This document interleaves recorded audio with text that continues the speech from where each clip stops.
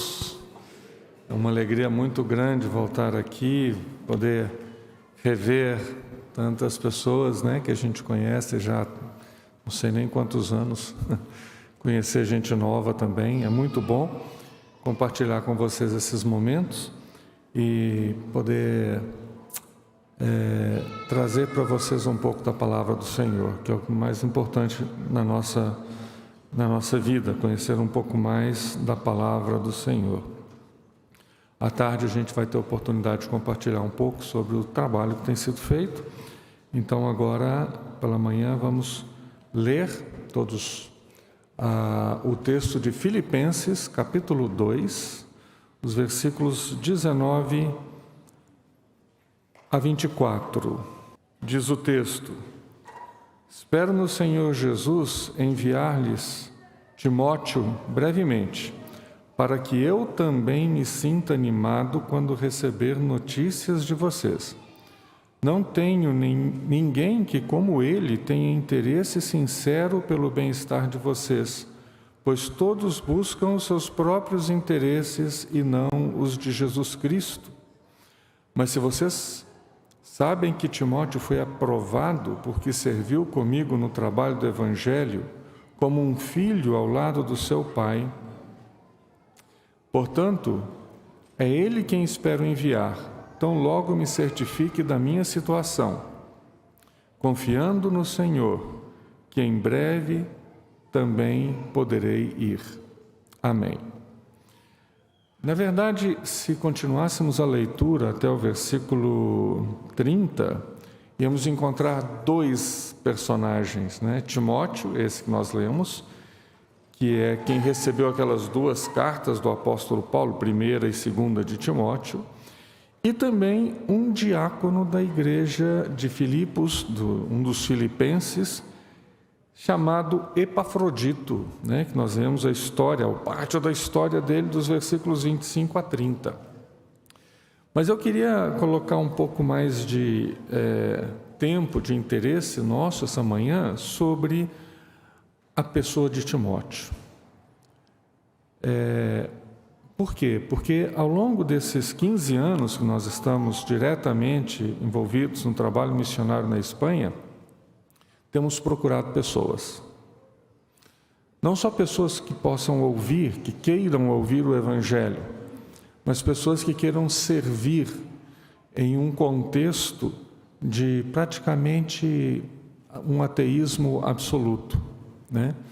Pessoas que queiram servir na Europa, como missionários, ou como profissionais e dedicando o tempo da sua vida, da sua semana também à evangelização ou ao discipulado, ou algum tipo de ministério. E encontramos pessoas, sim, encontramos muitas pessoas, mas pessoas que às vezes não se encaixam muito bem dentro de determinadas credenciais, que não têm umas determinadas credenciais que são fundamentais na vida cristã e são fundamentais também no espaço da missão de Deus nesse mundo. E lendo esse texto, que na verdade deveria ir até o versículo 30, na vida desses dois irmãos do passado, Timóteo e Epafrodito, vemos umas credenciais impressionantes, que não são credenciais para o campo missionário, são credenciais para a vida cristã de todos nós, de cada um de nós. E eu queria comentar um pouquinho sobre essas credenciais, eu queria buscar essas credenciais na minha vida, e eu queria que você olhasse para dentro, buscando também em Cristo esses elementos na sua própria vida. São dois irmãos, vamos ficar com Timóteo, é um irmão que nos ajuda a entender a missão. Não porque ele ensinou sobre isso, mas porque ele viveu isso. Veja bem, se você me seguir, aqui versículo 19, nós vamos encontrar na vida de Timóteo um elemento que eu creio que é fundamental para todos nós, o encorajamento. O encorajamento. O versículo 19 diz que Paulo estava enviando Timóteo até a igreja, até Filipos, até a igreja dos Filipenses, para duas coisas muito importantes. E uma que lhe interessava muito a Paulo era trazer notícias sobre os filipenses. Paulo tinha um carinho muito especial por eles, E dessa maneira, Paulo se sentiria mais animado. Lembram-se que quando Paulo escreveu essa carta, lembram-se onde ele estava? Em Roma. E o que ele estava fazendo em Roma? Pois ele estava preso, Foi o primeiro período, a primeira prisão de Paulo, que durou aproximadamente uns 5 anos. Sendo que ali em Roma ele ficou 2 anos preso, Então, nesse período, ele estava, imagino que um pouco cabisbaixo, Ainda que ele levava adiante um ministério muito especial, mesmo estando preso, mas ele tinha também as suas lutas pessoais e ele precisava ser animado, sentir-se encorajado na sua própria alma, no seu próprio coração. Obviamente, o encorajamento que Timóteo podia oferecer seria tanto para Paulo, quando Timóteo voltasse com boas notícias da igreja de Filipenses, mas também era um encorajamento para a própria igreja em Filipos. Da mesma forma, quando chegou Epafrodito, nos versículos 25 a 30, a chegada de Epafrodito encheu o coração de Paulo de ânimo, de encorajamento, e ele agora quer enviar Timóteo para levar ânimo à igreja e para depois trazer ânimo de volta para Paulo. Timóteo tinha esse ministério, Ele tinha esse dom.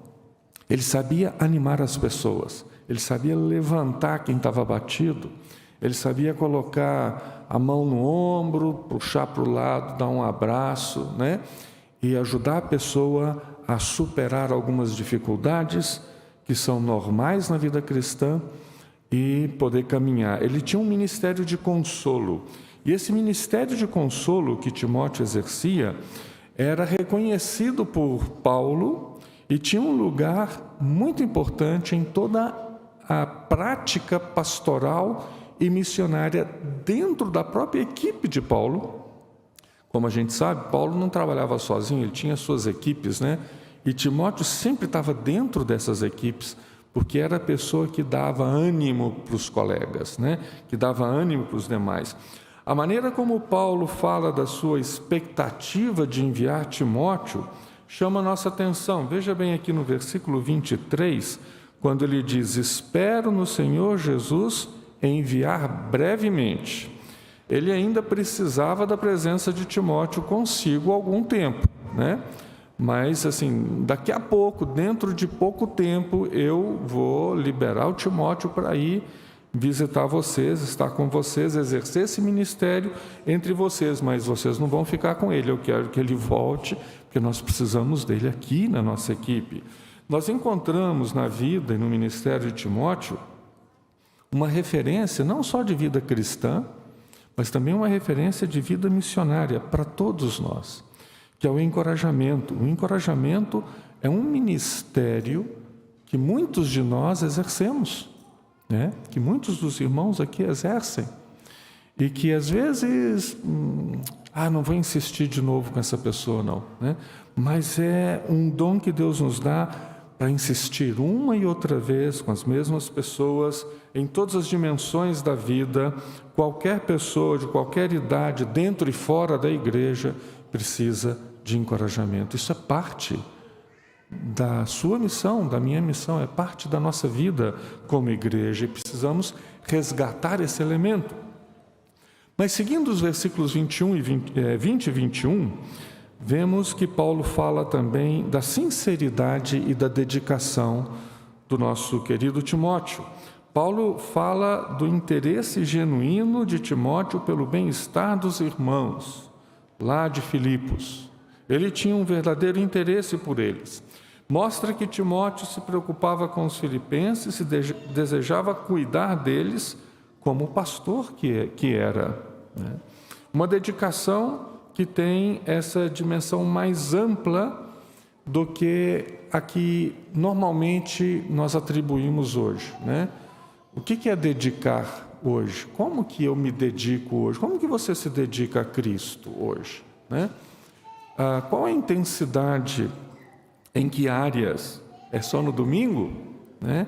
É só quando o pastor está me olhando, vigiando a minha vida? Mas a dedicação de Timóteo tinha uma dimensão ampla. Parece que essa credencial cristã e missionária na vida do nosso querido Timóteo o apresenta como um obreiro que via o ser humano como ser humano, não como número, não como estatística, não como um potencial comprador, né? Como nós estamos ou fomos treinados pelo nosso mundo de hoje a ver as pessoas. Ele via as pessoas, como um ser completo, e agia a favor das pessoas. Agia a favor das pessoas à luz de conceitos claramente firmados na palavra de Deus. Ele era sincero ao se aproximar das pessoas e se dedicava a elas.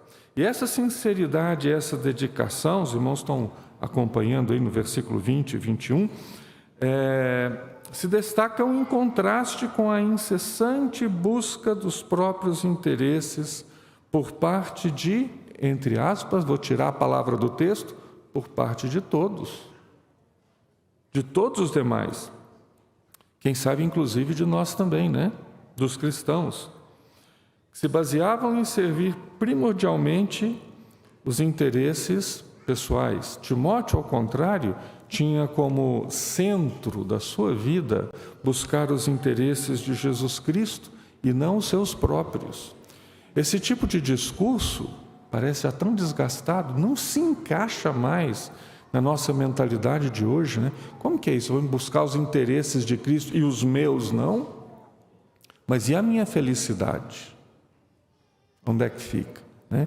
Então parece que esse contraste que nós vemos entre Timóteo e muitos de nós, quem sabe eu mesmo, deve nos ajudar a encontrar na sinceridade e na dedicação um elemento de vida cristã e um elemento de vida missionária. Passa os seus olhos para o versículo 22. Paulo fala do caráter aprovado e reconhecido por todos. Ele agora fala sobre esse caráter que todos os demais viam claramente na vida de Timóteo. Ele não estava enviando aos filipenses uma pessoa sobre a qual haviam dúvidas acerca da sua fidelidade, acerca do seu caráter, acerca da sua idoneidade. Não, ele estava enviando aos filipenses o melhor da sua equipe. Alguém que já havia sido aprovado. Alguém que o acompanhou durante todo o tempo em que ele esteve preso em Roma, como um filho ao lado do pai, um filho ao lado do seu pai. Lamentavelmente, a gente vive tempos como os de Paulo, né? Os dias de Paulo não eram melhores que os nossos, né? Muitos que têm aparência de piedade, mas que são caluniadores, são irreconciliáveis, sem domínio próprio, arrogantes, mais amantes dos prazeres que amigos de Deus. Eu estou tirando essas palavras da carta que Paulo escreveu ao Timóteo. Segunda carta, capítulo 3, versículos 1 a 9. Nós não precisamos de pessoas assim, arrogantes, buscam apenas a sua própria felicidade, são fiéis a si mesmo, sem domínio próprio, irreconciliáveis, caluniadores. Não precisamos de gente assim. Ou você precisa de alguém assim ao seu lado? Acho que não. Eu pelo menos não, né? Não precisamos de gente assim. Nós precisamos de cristãos aprovados, de cristãos que seguem ao apóstolo Paulo durante os piores anos da vida que ele teve, né? Durante os anos em que ele esteve na prisão, como um filho ao lado do seu pai. Nós precisamos de gente aprovada, com caráter aprovado e reconhecido por todos uma e outra vez, ao longo de toda a sua vida, em todas as circunstâncias. Os versículos 23 e 24, os dois últimos que nós lemos, também fala da confiança mútua. Paulo fala da confiança que ele tinha em Timóteo e no ministério de Timóteo. Ele diz: é ele quem eu espero enviar, é ele, não é outro. Ele é quem eu quero enviar até vocês. Ele aguardava sua soltura da prisão para breve, né? Paulo estava tão confiante e tão persuadido em Deus que seria posto em liberdade, que ele também pensava em preparar a sua viagem até Filipos para estar com aqueles irmãos. Paulo não se lamenta da sua atribuição, mas ele olha adiante e, confiado na ação de Deus, ele já tinha tomado a decisão de visitar os filipenses assim que saísse da cadeia. Essa confiança e esse desejo de Paulo de ser posto em liberdade e os planos que ele tinha de visitar os filipenses e também os colossenses, né? Se você ler a carta de Filemão, versículo 22, vai ver que ele tinha esse desejo de ir até os colossenses também. Mas essa confiança tem a ver com a presença de Timóteo ao seu lado. Por isso o apóstolo o apresenta como alguém que exerce essa influência, mais que uma influência positiva, né? Que exerce esse precioso ministério de encorajamento e que se dedicava sinceramente ao bem-estar dos demais, um irmão em quem se podia confiar. Paulo confiava nele. Tanto que Paulo não escolheu nenhum outro da sua equipe, ele escolheu Timóteo para enviar até os filipenses, né? Então esses elementos são elementos que Timóteo recebeu da parte de Deus, fruto da graça de Deus na vida dele. Foram instrumentos para que Paulo mantivesse o seu ânimo em meio à provação e se dedicasse ao seu ministério, mesmo estando preso. Paulo queria enviá-lo aos filipenses porque aqueles irmãos também passavam por problemas. Eram irmãos que passavam por privações em todas as áreas, principalmente financeira, econômica. Possivelmente mais da metade da igreja em Filipos estava composta por escravos. Né? De origem grega, a maioria deles. E eram, portanto, pessoas que tinham as suas próprias lutas, as suas próprias privações e precisavam de alguém como Timóteo. Quem precisa da gente? Quem precisa de mim? Quem precisa de você nesse mundo? Como cristão. Não estou falando como profissional, nem como... Não, estou falando como cristão. Quem precisa da igreja?